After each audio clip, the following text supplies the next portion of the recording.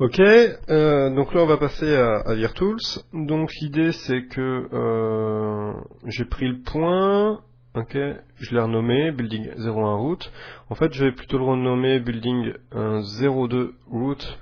Pourquoi? Parce que on a déjà créé un building, donc pourquoi créer des problèmes de nom si si on voulait utiliser deux buildings par exemple. Donc ce fichier max, je vais le sauver sous building 02 finalement. Et je remplacerai l'autre max par l'autre fichier de building qu'on a fabriqué. Donc j'ai renommé la racine, ok. J'ai sélectionné tous les objets, toutes les parties du building. J'ai fait edit, enfin tools pardon. Rename object de manière à ce que à renommer tous ces objets correctement. Donc ça va être build, ah, ça va être building 02 part. Ça va être le nom de chaque objet et derrière on va mettre un chiffre donc qui va partir de 1 et on clique sur rename et c'est fait. Donc là j'ai bien mon building. Et si j'appuie sur H pour voir un peu comment ça se passe, ça m'a l'air à peu près propre. Ok, donc je sélectionne la racine. Tu peux double-cliquer sur la racine pour tout sélectionner. Ça c'est un petit tips qui est intéressant quand on travaille avec des hiérarchies. Si j'avais plusieurs buildings dans la même scène max, je pourrais sélectionner juste une hiérarchie et faire File Export Selected pour n'exporter que cette partie-là. Là, c'est pas le cas, mais donc je vais exporter toute la scène. Export. Donc ça va exporter vers Models. Je l'exporte en VirTools.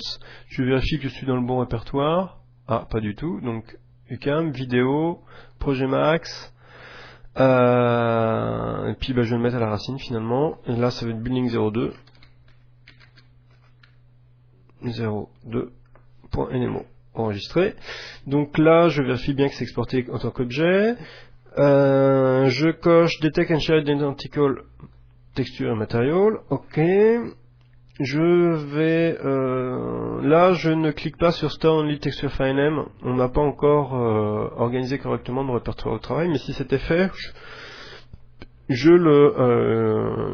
le cocherai parce que ça permet après, mais on verra ça une autre fois, de gérer bien plus facilement les mises à jour des assets dans VirTools. Ok. Pour l'instant, c'est pas le cas, donc je fais OK.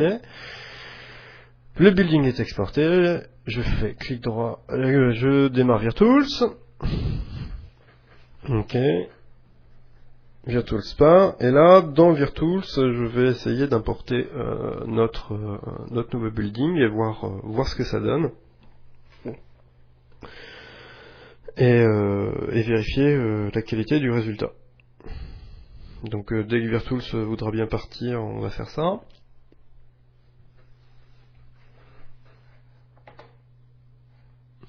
En attendant, on va quitter Max.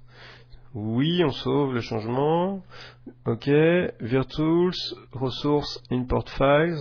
On va chercher dans notre répertoire ce qu'on vient d'exporter. Vidéo, projet max, building2.nmo. On ouvre. Ok. On met une lumière pour voir ce que ça donne. On rajoute de l'influence parce que, évidemment, dans VirTools, ça ne marche jamais directement. Et là, on s'aperçoit qu'on a quand même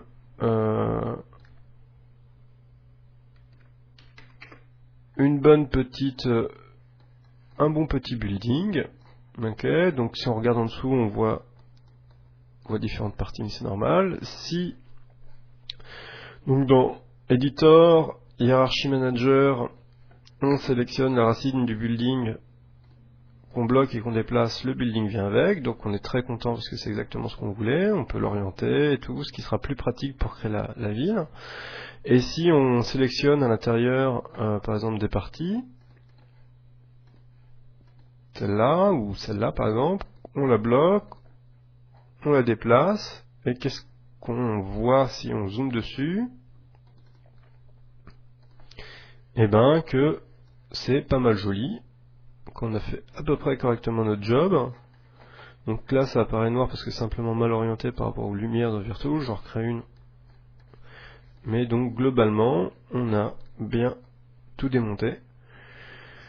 Donc on s'aperçoit que le building est plein, qu'il a à peu près la tête qu'on voulait, puis il n'y a plus qu'à, on pourra travailler sur les textures ou sur autre chose plus tard, mais déjà on peut commencer à détruire le building de plusieurs façons différentes et voir ce que ça donne. Voilà, c'est fini pour aujourd'hui.